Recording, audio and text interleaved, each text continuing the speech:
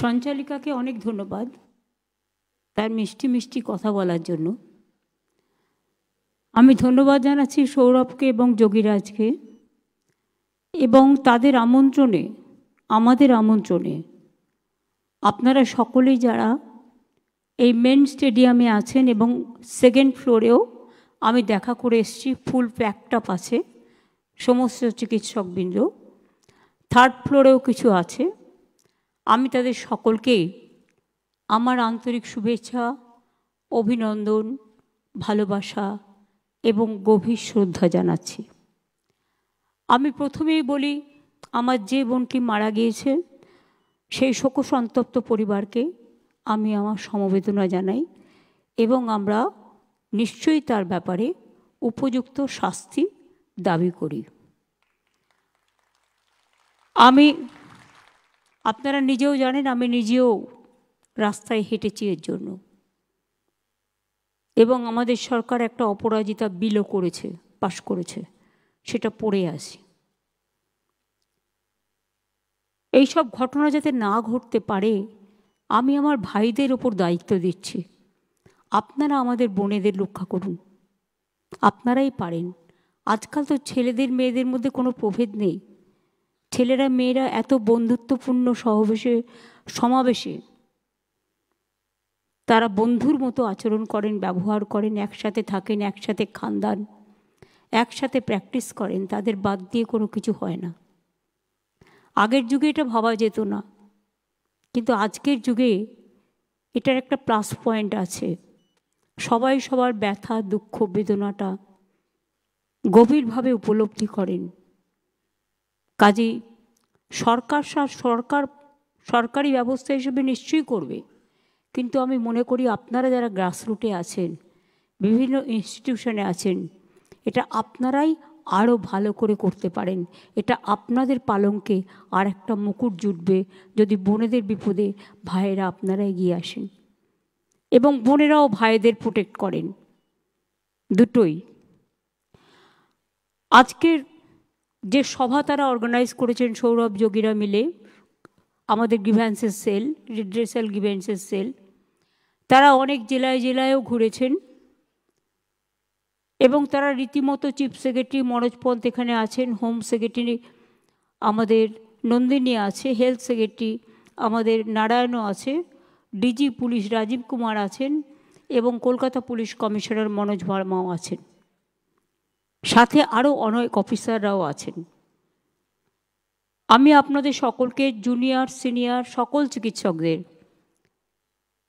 আমি আপনাদের সরকারি বেসরকারি যারা উপস্থিত হয়েছেন আপনাদের সকলকে অনেক অভিনন্দন জানাচ্ছি। স্বাস্থ্যের আর এক নাম সেবা, তার কারণ যখন মানুষ বিপদে পড়ে তখন আপনাদের কাছেই ছুটে যান, আর্তনাদ করেন, পরিবার পরিজন অপেক্ষা করেন। আপনাদের একটু ভালোবাসার ছোঁয়া পেলে তারা অনেকটাই নিজেদের ধন্য মনে করে। হয়তো সব কেস বাঁচানো সম্ভব নয়, কিন্তু যদি একটু ভালো ব্যবহার পায়, একটু ভালো চিকিৎসা পায়, অন্তত দেখে চিকিৎসকরা চেষ্টা করেছেন, তাতেই তারা কিন্তু অনেকটা খুশি হয়ে যান।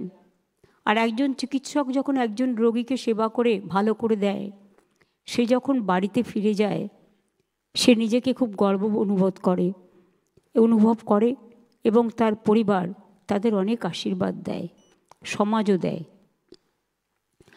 আমি মনে করি মানুষের কাছে আপনাদের জীবনের প্রভাব অত্যন্ত গরিব। I salute to all of you and your family members and your fraternity.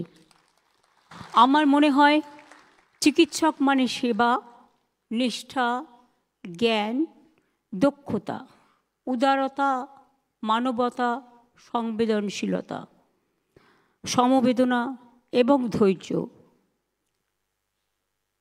আজকের দিনে অনেক সোশ্যাল নেটওয়ার্কে হাজারটা ভালো কাজ করুন, বেরোবে না। একটা খারাপ কাজ হলে সেটা নিয়ে এমনভাবে সেটাকে প্রচার করা হয় যেন স্বাস্থ্য সমাজে কেউই কাজ করছে না, কোনো চিকিৎসকই পরিষেবা দিচ্ছে না, এইরকম একটা ব্যাপারও করে ফেলা হয়। এটা ঠিক নয়। আমি বামফ্রন্ট সরকারের আমলে দেখেছি তারা চিকিৎসা ব্যবস্থাটাকে অবহেলা করতেন। আমি কেন বলছি তার প্রমাণ হচ্ছে, একজন রাজ্যমন্ত্রী স্বাস্থ্য দপ্তর চালাতেন, তার কিছুই করার ছিল না, কোনো রকম চলতো টিমটিমিয়ে স্বাস্থ্য ব্যবস্থা। আমি কেন নিজের কাছে স্বাস্থ্য দপ্তর রেখেছিলাম তার একটাই কারণ, এই যে স্বাস্থ্য বিভাগে উন্নয়ন, এই উন্নয়ন কখনোই একটা রাজ্যমন্ত্রীর পক্ষে করা সম্ভব নয়, এবং এটা একটা ভাস্ট এরিয়া, টোটালটা নজর রাখা, টোটালটা দেখা। এবং আপনারা নিজেও জানেন আজকাল কত ফেক ভিডিও যেমন বেরিয়েছে, ফেক মেডিসিনও বেরিয়েছে, নানা রকম লোভ এত বেড়ে গেছে, একটা ভালো কাজকে খারাপ করে দিতে 1 সেকেন্ড লাগে। অপপ্রচারটা এত বেশি আজকের দিনে হয়। আগে তো সোশ্যাল নেটওয়ার্কটা ছিল না। সোশ্যাল নেটওয়ার্কের প্লাস দিকটাও যেমন আছে, মাইনাস দিকটাও আছে। কাজেই এটা সামলানো, যদি ডক্টরস কমিউনিটি এক হয়, রাজনীতির ঊর্ধ্বে ওঠে।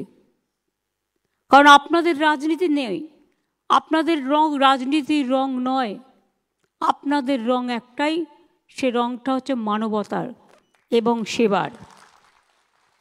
এবং আমরা মনে করি আমরা আসার পর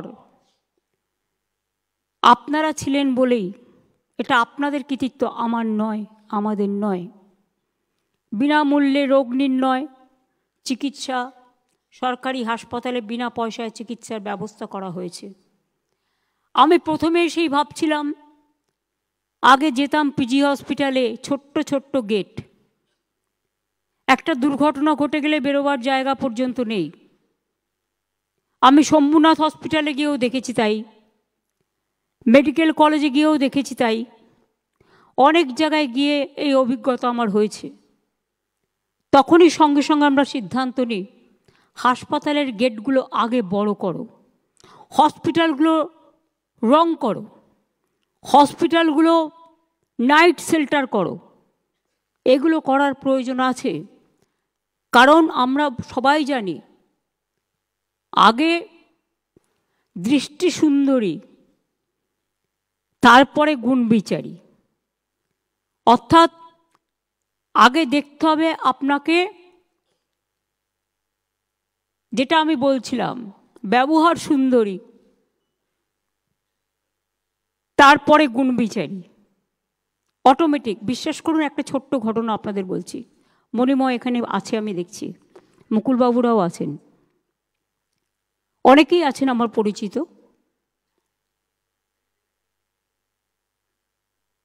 প্রতুলদা যখন অসুস্থ ছিলেন কদিন আগে,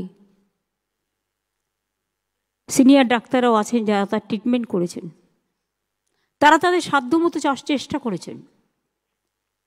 তিনি 2 দিন রেসপন্ড করছিলেন না, কারোর সাথে কথা বলেননি।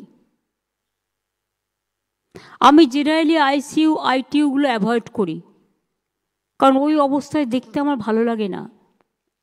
আমি মৃতদেহের কাছে কম যাই, কারণ আমি মনে করি আমার জীবন্ত মুখটাই বেঁচে থাকুক, মৃত্যুর মুখটা নয়। কিন্তু এসব শুনে আমার হঠাৎ মনে হলো একবার চেষ্টা করে দেখি না, যদি রেসপন্ড করে একবার। আমি গেলাম, আমার সাথে মনে ছিল, আমার সাথে বিশ্ব ছিল, একজন সাংবাদিক, অন্যান্য সিনিয়র ডাক্তাররা যারা এখানে বসে আছেন সবাই ছিলেন। আমি গিয়ে প্রতুলদাকে ডাকলাম, ডেকে বললাম, প্রতুলদা, ও প্রতুলদা, আমি মমতা। বিশ্বাস করুন, যে লোকটা 2 দিন রেসপন্ড করেনি, ওই যে বলেন অনেক সময় সাইকোলজিক্যাল ট্রিটমেন্ট তাকে অনেক সময় ফিরিয়ে আনে। চোখ খুললেন, চোখ দুটো জলে ভরে গেল। আমি ওনার আঙুলগুলো টিপে দিচ্ছিলাম, হঠাৎ পালসটা ড্রপ করে গেল 95 থেকে 93-এ। তখন ডাক্তাররা বললেন স্ট্রেস হচ্ছে, ওই যে রেসপন্ডটা করেছে ফলে ওনার হৃদয়ে একটা ব্যথা হচ্ছে, চোখ দিয়ে জল বেরিয়ে গেছে। আইলাম, প্রতুলদা আপনাকে আমি বাংলার গান গাইতে হবে, আপনি চলে গেলে কে গাইবে? বিশ্বাস করুন, দুটো হাত তুলে, জানি না উনি আশীর্বাদ করলেন কি না, ইশারায় বললেন আর গাইতে পারবেন না। তখনই আমি বুঝে গিয়েছিলাম যে প্রতুলদা হয়তো আর পাচ্ছে না সহ্য করতে কষ্ট।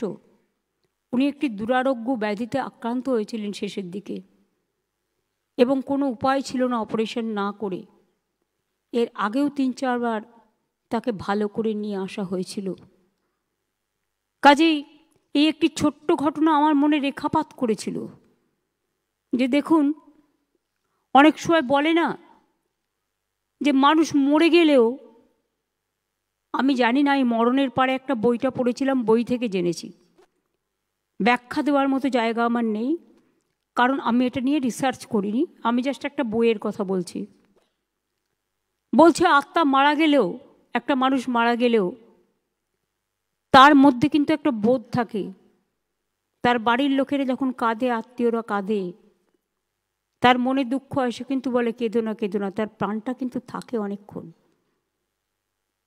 এগুলো হয়তো সবই রিসার্চের ব্যাপার, আমার বলার কিছু নেই, কিন্তু আমি বলছি এটা একটা মানবিকতার দিক থেকে। আমাদের রোগীর সংখ্যা অনেক বেড়ে গেছে, আমরা অনেকগুলো যুগান্তকারী সিদ্ধান্ত আপনাদের সাহায্যে নিয়েছি। স্বাস্থ্য ইঙ্গিত অর্থাৎ টেলিমেডিসিন, প্রতিদিন গড়ে ৭৫,০০০ লোককে আপনারা চিকিৎসকরা টেলিমেডিসিনের মাধ্যমে তাদের গাইড করেন। আমরা জানি অনেক ছোটোখাটো অসুখ আছে যেগুলো একটু গাইড করলে প্রাইমারি কাজটা হয়ে যায়, এবং এখনো পর্যন্ত, এটা আমরা শুরু করেছি জাস্ট 1 বছর 1.5 বছর হলো, 4,82,00,000 লোককে টেলিমেডিসিনের মাধ্যমে আপনারা সেবা দিয়েছেন। এটা বড় কাজ, বিশ্বাস করুন। আমিও বাড়িতে যেটা করি, আমরা ছোটোখাটো ব্যাপারে হট করে ডাক্তারের কাছে যাই না, এতে হয়তো অনেক সময় খারাপও হয়ে যায়, কিন্তু আজকাল জেনারেল নলেজে চট করে একটা কিছু হলে লোকে চেষ্টা করে তার বাড়িতেই ট্রিটমেন্টটা করে নেওয়ার, ছোটোখাটো ট্রিটমেন্ট যেটা পারা যায়। স্বাস্থ্যসাথীর সাফল্যও আপনাদের বিরাট অবদান আছে, আপনাদের অনেক অভিনন্দন জানাই।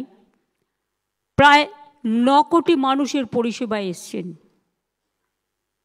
তাছাড়াও বেসরকারি হাসপাতালেও অনেক হাসপাতালে স্বাস্থ্যসেবার সুযোগ আছে। আমাদের আমলে দেশের সেরা পাবলিক ইনফ্রাস্ট্রাকচার হেলথের এখন বাংলায়। সরকারি বেসরকারি মিলিয়ে প্রায় 38টি মেডিকেল কলেজ, 42টি সুপার স্পেশালিটি হসপিটাল। আমি আসার পরেই এটা প্ল্যান করেছিলাম।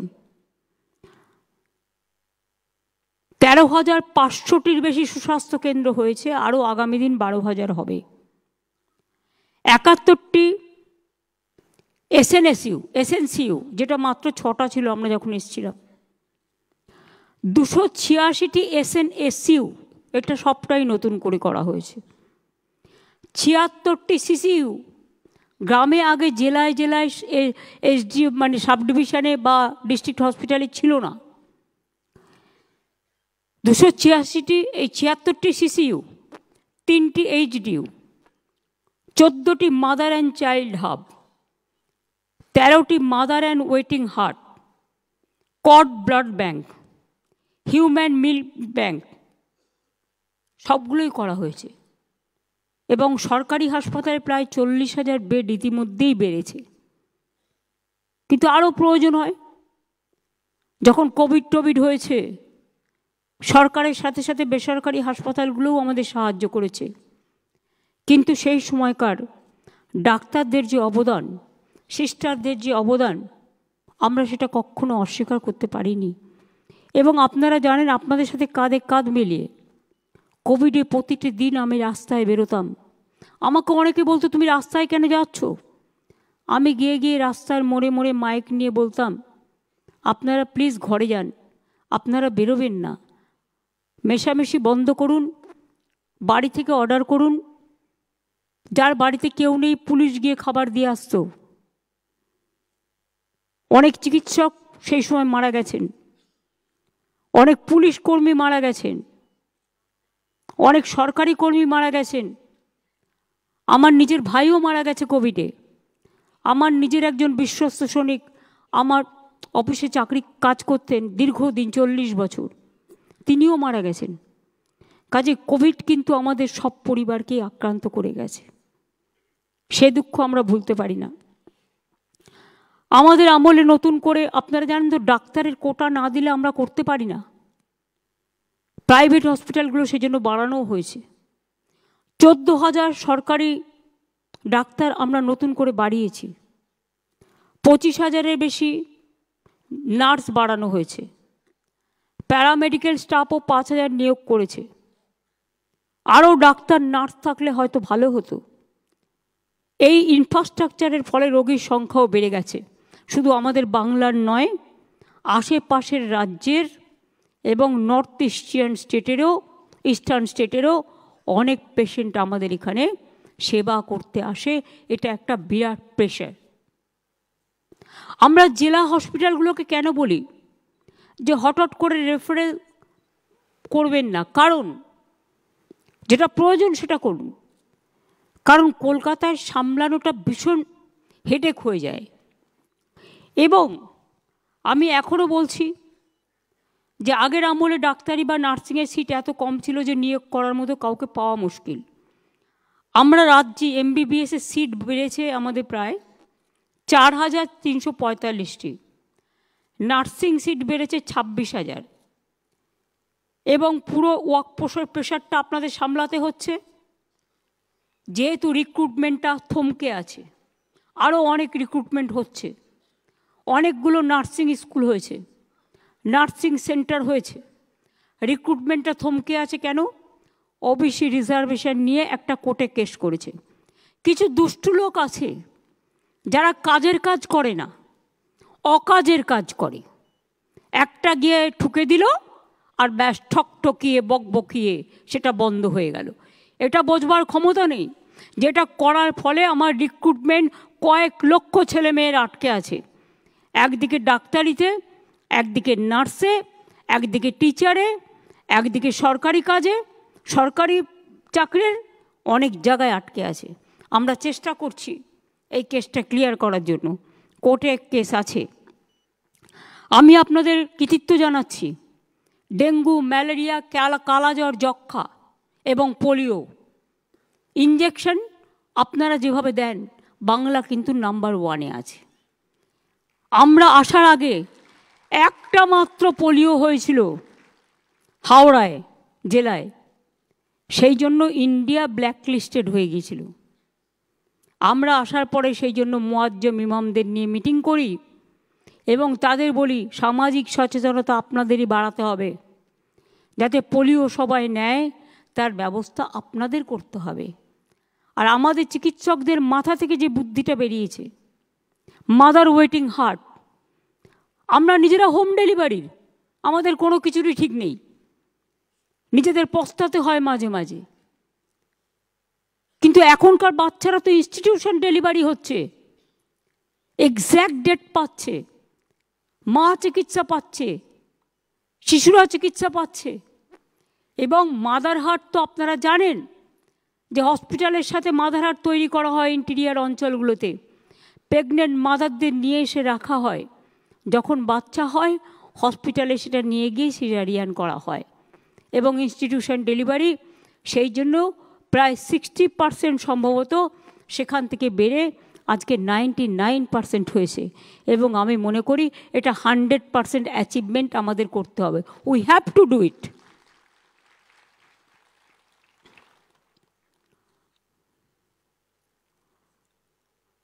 এবং আপনারা এত ভালো কাজ করেন বলেই আপনারা হার্ট অপারেশন, আমাকে যে যতই বিদেশ দেখাক, আমি মনে করি আমার দেশে যা আছে, বাংলার যে মেধা আছে, বাংলার যে প্রতিভা আছে, বাংলার যে নলেজ আছে, বাংলার যে ইনফ্রাস্ট্রাকচার আছে, সেটা আমাদের থেকেই কিন্তু ওরা ধার নেয় এবং আমরা কখনো কখনো ধার নিই। ভালো কাজ সবসময় ধার নেওয়া উচিত, কিন্তু এটা ঠিক যে এমনি দয়া করে কেউ কাউকে নেয় না। তার প্রতিভা আছে বলেই, মেধা আছে বলেই তাকে কিন্তু নেওয়া হয়। সরকারি ডাক্তারদের রিটায়ারমেন্ট এজ আপনারা জানেন 60 থেকে 65 বছর হয়েছে। Already junior doctor, intern, house staff, PGT এবং পোস্ট ডক্টর ট্রেনিং, জিডিএমওদের স্যালারি দ্বিগুণের বেশি বৃদ্ধি করা হয়েছে। ডাক্তারদের জন্য আরজিকর পিজি মিদনাপুর মেডিকেল কলেজেও হস্টেল তৈরি করা হচ্ছে। লেডি ডাক্তারদের জন্য 150 কোটি টাকা দিয়ে 5টি হস্টেল তৈরি করা হচ্ছে। এছাড়াও কয়েকটা জায়গায় হস্টেলের অবস্থা খারাপ। আমি ন্যাশনাল রুরাল হেলথ মিশন থেকে হস্টেলগুলো বলবো করে দিতে, এবং প্রাইমারিতেও যারা রেসিডেন্সিয়াল ডক্টর থাকে বা বিএমওএইচরা থাকে, সেই সব হস্টেল, সেই সব জায়গাগুলো টেক ওভার করো এবং আস্তে আস্তে, এক ফেসে তো সব হতে পারে না। টাকা পয়সা অনেকটাই বন্ধ করে দেওয়া হয়েছে আমাদের। 1,75,000 কোটি টাকার উপর আমরা পাই আমাদের পাওনা টাকা, আর আমরা নতুন করে ট্যাক্স তুলতে পারি না, কারণ এখন একটাই ট্যাক্স, জিএসটি ট্যাক্স। এই ট্যাক্সটা তুলে সেন্ট্রাল আমাদের যেটা ভাগ দেওয়ার কথা সেটা কিন্তু আমাদের ভাগ দেয় না। তা সত্ত্বেও আমরা চেষ্টা করি করবার। আমাকে গ্রিভ্যান্সেস সেল কয়েকটা সাজেশন দিয়েছেন। একটা হচ্ছে ইন্টিগ্রিটি অফ ইউনিভার্সিটি এক্সামিনেশন, এটা অলরেডি চালু হয়েছে এবং আমার মনে হয় এতে আপনাদের মর্যাদা বাড়বে, মর্যাদা কারো ক্ষুণ্ণ হবে না। আপনারা ভালো করে পড়াশুনো করে একদিন বিশ্বের মাঝারে সেরা ডাক্তার তৈরি হবেন এবং আমরা এটা চাই। আপনারা আমাদের গর্বের বাংলা, গর্বের বিশ্ব বাংলায় পরিণত হোক, এটা আমি অলওয়েজ চাই, এটা আমার মনের স্বপ্ন, এটা আমরা কন্টিনিউ করব। আমি সব প্রপোজাল মানতে না পারলেও সিম্প্যাথি তো আমার নিশ্চয়ই আছে। একটা ওরা বলেছিল সিকিউরিটি রিলেটেড ইস্যু, এটা আমি রাজীব আছে, মনোজ আছে, কিছু এক্স সার্ভিসম্যানকেও নিয়ে নাও, কারণ আমরা যেহেতু রিক্রুটমেন্টটা এখন করতে পারছি না, আটকে আছে, থমকে আছে, তাদের দিয়েও আমরা অনেক জায়গায় কাজ করাতে পারি। এবং আমার মনে হয় যে এটা দেখা উচিত যতটা সম্ভব। পুলিশকে আরেকটু ভিজিল হতে হবে, মোবিলিটি বাড়াতে হবে, দরকার হলে মোবাইল ভ্যান বেশি করে বাড়িয়ে দাও। আগে পুলিশ 3-4 বার রাস্তায় টহল দিত, ইদানিং একটু দেখা গেছে ক্রাইম যারা করে cyber crime is a dangerous crime. তুমি মোবাইল দিয়ে ঘুরলে হবে না, তোমাকে স্পন্টেনাস বুদ্ধিটাকে কাজে লাগাতে হবে। You have to be very tactful, এবং তোমাকে পুলিশকে সাইবার ট্রেনিং দিতে হবে। আর সিভিককে 10% আমরা যাদের বলেছি কনস্টেবল করব, রিজার্ভেশন করা হয়েছে না, 20% এরকম কিছু একটা আছে, তাদের কিন্তু ট্রেনিং দিয়ে, they have to be trained. সুতরাং তাদের আমরা ট্রেনিং দিয়ে যদি হোমগার্ডে পরিণত করতে পারি, তবেই তারা কিন্তু ব্যাপারটা বুঝবে। এখন তাদের না আছে ইধার, না আছে উধার, তারা জানেই না তাদের কি কাজ করা উচিত। আমি অনেক সময় দেখি রাস্তা দিয়ে যাই, বিশ্বাস করুন আমি কখনো পুলিশকে বলি না আমার গাড়ি গেলে একটাও গাড়ি আটকাবে। আমি পছন্দ করি ট্রাফিক জ্যামে দাঁড়িয়ে থাকা। মানুষ যদি দাঁড়াতে পারে, তাহলে ট্রাফিক সিগন্যাল থাকলে আমি কেন দাঁড়াতে পারবো না? আমি কোন হরিদাস যে আমি দাঁড়াতে পারবো না? আমি এটা পছন্দ করি। কিন্তু কেউ কেউ মনে করে এই তুমি চলে যাও, এই ওদিকে চলে যাও, আমার ভালো লাগে না। আমি বলতে বলতে ফেড আপ হয়ে যাই। আমি মনে করি গতি চললে, গাড়ি চললে তবে মানুষের গতি এগিয়ে যায়।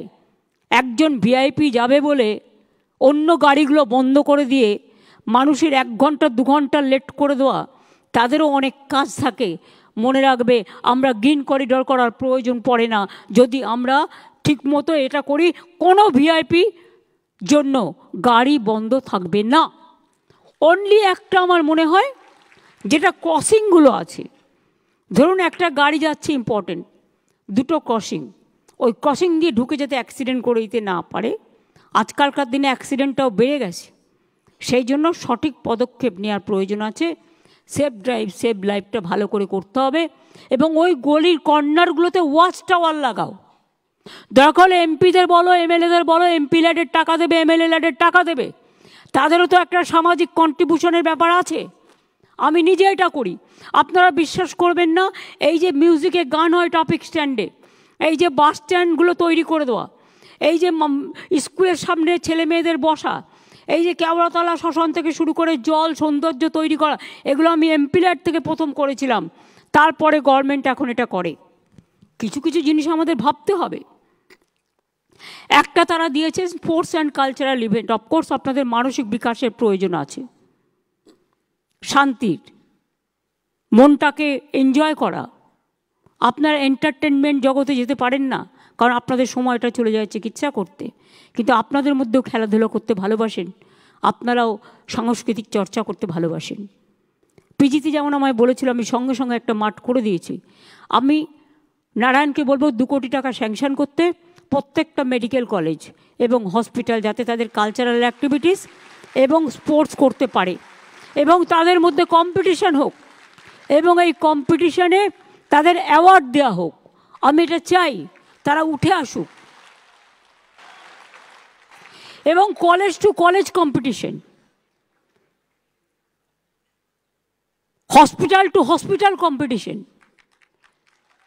এগুলো ইউথ অ্যান্ড স্পোর্টস ডিপার্টমেন্ট থেকে, এবং জেলায়ও যারা কাজ করে তারাও খুব ইম্পর্টেন্ট। কলকাতা জেলাকে ব্লককে মিলিয়ে দিতে হবে। সবার সাথে সবার মিলন হলে তবেই তো আদান প্রদানটা বাড়বে এবং তবেই তো একে অপরকে সুস্থ রাখবে। ইএসআই কর্পোরেশনের ডাক্তারদের কিছু গ্রিভ্যান্সেস আছে, এটা আমি নারায়ণকে বলবো সিএসের সাথে কথা বলে এটা দেখব, আমরা নিশ্চয়ই দেখব। কোনো ডিসক্রিমিনেশন আমরা কখনোই ভাবতে পারি না। একটা দাবি ওরা দিয়েছে বিএমওএইচদের ভিডিও সমান 1 মান্থ করার জন্য, সেটা আমি করতে পারবো না। 500 টাকা আমি করে দিচ্ছি। ওদের 1 মাসের দেওয়া হয়, এদের 500 দিনের, এদের 15 দিনের দেওয়া হবে, অর্থাৎ 15 দিনের এক্সট্রা তারা পাবে যারা বিএমওএইচ আছেন।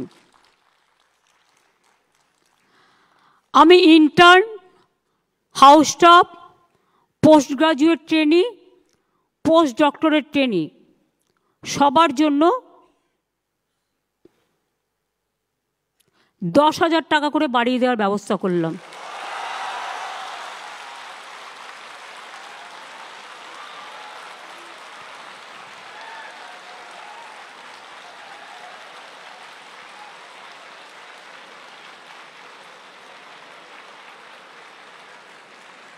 সিনিয়র ডাক্তাররা যেমন চিকিৎসা দেয়, হাতে কলমে শেখান,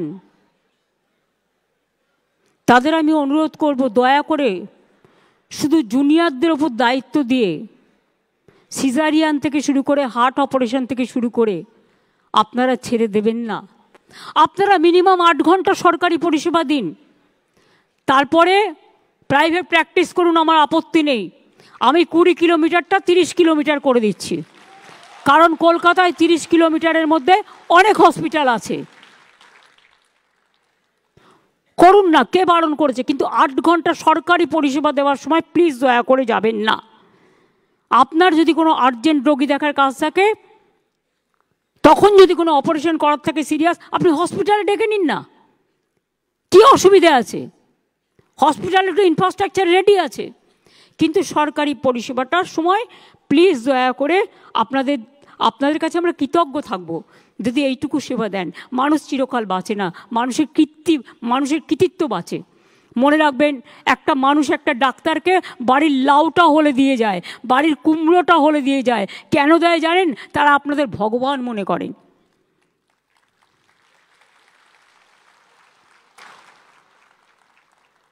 মেদিনীপুরে যে কেসটা হয়েছিল, নিশ্চয়ই নেগলিজেন্স ছিল, সেটা তদন্ত হচ্ছে। তদন্ত রিপোর্ট হাতে নেওয়া পর্যন্ত আমি কিছু বলবো না। জুনিয়র ডাক্তারদের কয়েকজনকে সাসপেন্ড করা হয়েছিল, এবং তাদেরও পুলিশ রিপোর্ট নিয়েছে। হয়তো তাদের মধ্যে এটা ঠিক, তারা এখনও পাকাপোক্ত হয়নি, তাদের উপর ছেড়ে দিয়ে যাওয়াটাও ঠিক হয়নি। একতরফাভাবে তারাও সাসপেন্ড হয়েছিলেন, কিন্তু জুনিয়র ডাক্তাররাও একদিন সিনিয়র হবে। তাদের ভবিষ্যতের দিকে তাকিয়ে আমি জুনিয়র ডাক্তারদের সাসপেনশনটা উইথড্র করে নিচ্ছি।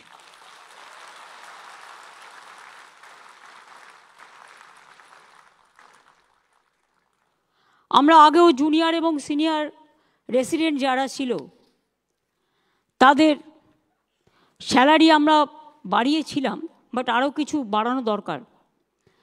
তাই আমরা সিদ্ধান্ত নিয়েছি সর্বস্তরের সিনিয়র রেসিডেন্টদের স্যালারি আমরা 15,000 টাকা করে বাড়িয়ে দেব। ফলে ডিপ্লোমাধারী সিনিয়র রেসিডেন্টদের স্যালারি বর্তমান 65,000 থেকে বেড়ে হবে 80,000। পোস্ট গ্র্যাজুয়েট সিনিয়র রেসিডেন্টদের স্যালারি বর্তমানে 70,000 থেকে বেড়ে হবে 85,000। আর পোস্ট ডক্টরেট সিনিয়র রেসিডেন্টদের স্যালারি বর্তমানে 75,000 থেকে বেড়ে হবে 1 লাখ।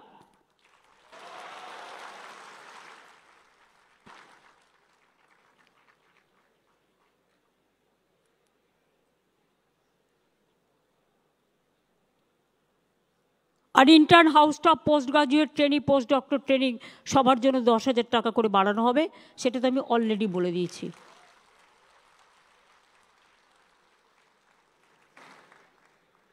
আর কিছু নেই তো পয়েন্ট। সাইডটা আমরা দেখে নেব।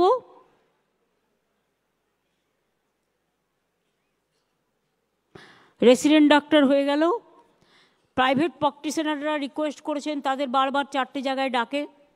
আপনারা আপনাদের অ্যাডমিনিস্ট্রেটিভ অফিসারদের পাঠান না, তাহলেই তো হয়ে যায়। দেখুন, এগুলো তো আইনত সংস্থা, এগুলো সেন্ট্রালের রুলও থাকে। এটা হয়তো আমার হাতে সবটা নেই। আপনারা আপনাদের অ্যাডমিনিস্ট্রেটিভ অফিসারকে পাঠান।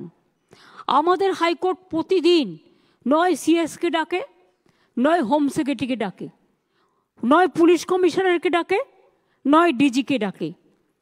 এইসব পোস্টগুলো যারা কাজ করেন তাদের প্রবলেম হয় যেতে, কাজ ছেড়ে যেতে। আমরা সেখানে আমাদের আইনজীবীদের পাঠাতে পারি, আমরা আমাদের অফিসারদের পাঠাতে পারি। সেইটা আপনারা দেখে নিন। সেটা একটা যদি প্যাচ আপ করে প্ল্যান করে করা যায়, যে সিও যাক বা এমডি যাক বা তাদের কোনো যে পার্সোনাল অফিসার আছে তিনি যাক, সেটা হসপিটাল অথরিটি ঠিক করবে। তাতে ডাক্তারদের নিজেদের যদি ওদের কোনো কমপ্লেন থাকে নিশ্চয়ই রাখতে পারে, কিন্তু ডাক্তারদের ডাইরেক্ট ডাকলে যেটা ডাক্তারদের কাজও নষ্ট হয়, সেটা একটু মাথায় রাখতে হবে মানবিকতার স্বার্থে। কাজেই আমার মনে হয় আপনারা ভালো করে কাজ করুন, সুন্দর করে কাজ করুন। আমি এটুকু নিশ্চয়ই বুঝব যে আপনারা ভালো করে কাজ করলে আপনাদের কোনো দিন কোনো অসুবিধা হবে বলে আমি মনে করি না। কারণ আমাদের সরকার রাজনীতির ঊর্ধ্বে উঠে ডাক্তারদের এই পরিষেবাটাকে সম্মান করে এবং শ্রদ্ধা জানায়। আমরা বছরে একটা করে এই ধরনের মিটিং যদি করতে পারি, তাহলে আমরা আরও বেশি করে আপনাদের সাথে কমিউনিকেশনটা বাড়াতে পারি। আপনারা এত সকলে এসছেন জেলা থেকে, ব্লক থেকে, সরকারি হাসপাতাল থেকে, প্রাইভেট হসপিটাল থেকে, নিচে থেকে ওপরে যারা বসে আছেন গ্যালারিতে, এবং তাছাড়াও যারা বসে আছেন আমার 2nd ফ্লোরে বা 3rd ফ্লোরে, আমি সবাইকেই বলি আপনারা এসছেন কষ্ট করে। আপনাদের সকলের কাছে আমাদের অনেক প্রত্যাশা, আপনাদের সকলের কাছে আমাদের অনেক আশা, আপনাদের সকলের কাছে আমাদের অনেক ভালোবাসা। আপনারা আরও বড় হন, আরও সুন্দর হন। আপনাদের অভিনন্দন শুধু জানিয়ে ছোট করব না, আপনাদের পরিবারকেও অভিনন্দন জানাই। বাবা মারা কষ্ট করে একজন ডাক্তার তৈরি করেছেন, কত কষ্ট করে তারা ছেলে মেয়েদের মানুষ করেছেন। আর একটা অনুরোধ করব, দয়া করে বিদেশে চলে যাবেন না। দেখছেন তো কি হচ্ছে, লোহার শেকল আর লোহার বেড়ি, এটা অসম্মানজনক। বাংলায় থাকুন, কোনো অসুবিধে নেই। আপনাদের কোনো অসুবিধে হলে আমাদের জানাবেন, we are always at your service. আমি এটুকু বলে আপনাদের সুস্থ জীবন কামনা করে, ভালো ভবিষ্যৎ কামনা করে, আমি সৌরভ যোগী থেকে শুরু করে গ্রিভ্যান্সেস রিড্রেসাল সেলের সকলকে অনেক অনেক ধন্যবাদ এবং অভিনন্দন জানিয়ে আমি আপনাদের বলবো শুভ নন্দন। দোল আসছে, রমজান মাস আসছে, শিবরাত্রি আসছে, আরও অনেক উৎসব আসবে। সব উৎসবই আমাদের সকলের, কিন্তু আপনারা উৎসবে অনেক সময় অংশগ্রহণ করতে পারেন না, কারণ আপনাদের সেবা দিতে হয়। আমারও তাই, আমাকেও পাহারা দিতে হয়।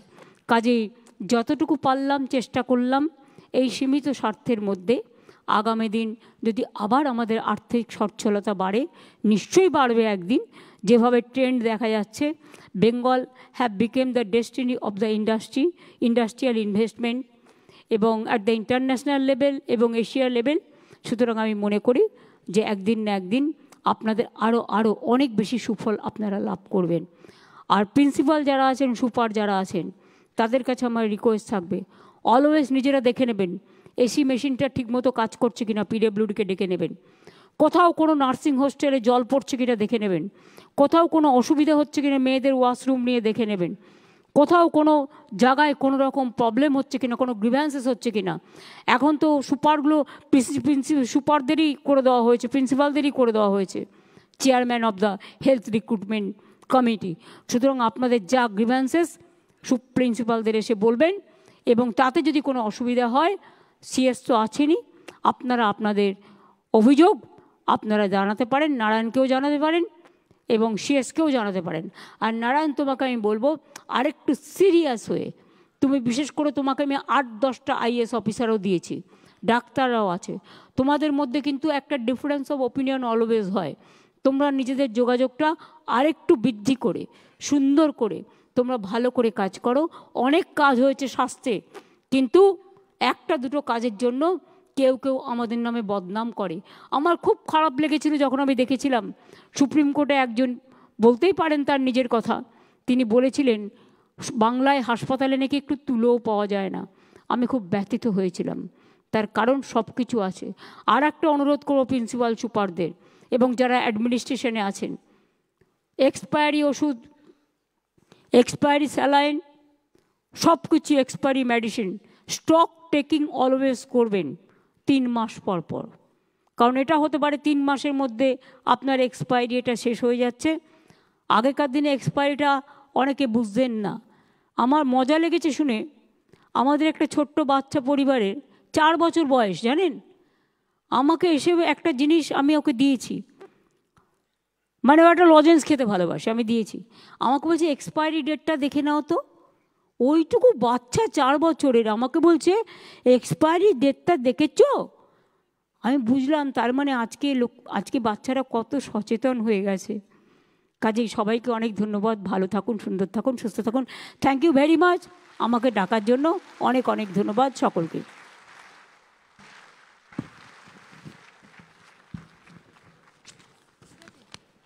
অসংখ্য ধন্যবাদ মাননীয় মুখ্যমন্ত্রী আপনাকে, আপনার আশীর্বাদ আপনার বক্তব্যে আমাদের ঋদ্ধ করার জন্য। সাথে সাথে আশা করব ভবিষ্যতেও আপনার আশীর্বাদ দিগদর্শন আমাদের পথ চলার পাথেয় হয়ে উঠবে। আমরা মাননীয় মুখ্যমন্ত্রীর অনুমতিক্রমে এই অনুষ্ঠান শেষ করব জাতীয় সঙ্গীতের মাধ্যমে। আপনাদের সবাইকে অনুরোধ করব আপনারা নিজ নিজ স্থানে দয়া করে উঠে দাঁড়ান।